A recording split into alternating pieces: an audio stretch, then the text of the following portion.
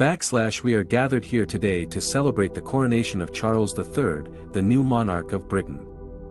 But have things really changed so much since the coronation of his mother, Queen Elizabeth II, 70 years ago? To find out, we'll be comparing the Britain of 2023 to the one of 7 decades ago. Let's start by looking at growth and living standards.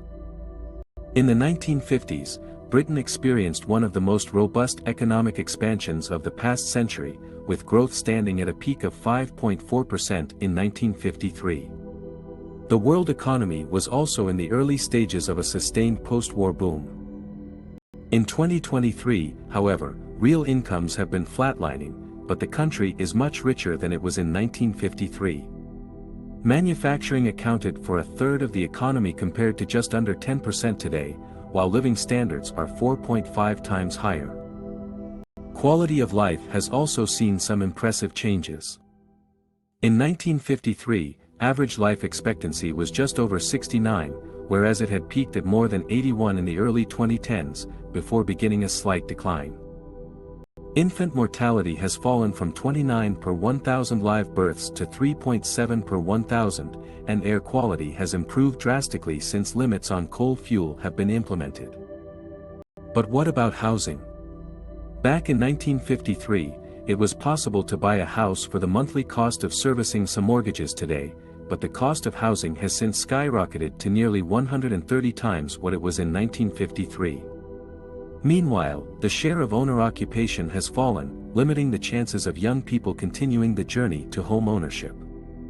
On the technology front, Britain in 1953 was a far cry from a world of smartphones and streaming services.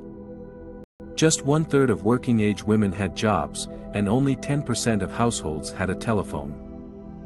Music was often listened to on the radio, allowing the coronation of Queen Elizabeth II to bring television to the public in a big way, with it becoming accessible to nearly 75% of the population by the end of the decade. Finally, let's take a look at the public finances and taxes. In 1953, government revenues accounted for 38% of national output, and the national debt stood at 152% of GDP. In 2023-24, government revenues are expected to total 41.1% of GDP, while the debt will stand at 103% of GDP. The government spent 11% of GDP on defense during the Korean War, while health spending was 3% of GDP. Today, those figures are reversed, with health spending at 11% of GDP and defense spending at 2%. It's clear that Britain has changed significantly since the coronation of Queen Elizabeth II 70 years ago. There have been leaps in wealth, living standards and technology, although this has come hand in hand with difficulties in the public finances and a shift in the housing landscape. As Charles III is crowned king this week, we can reflect on the progress that has been made since his mother's coronation, and look towards a brighter future for Britain.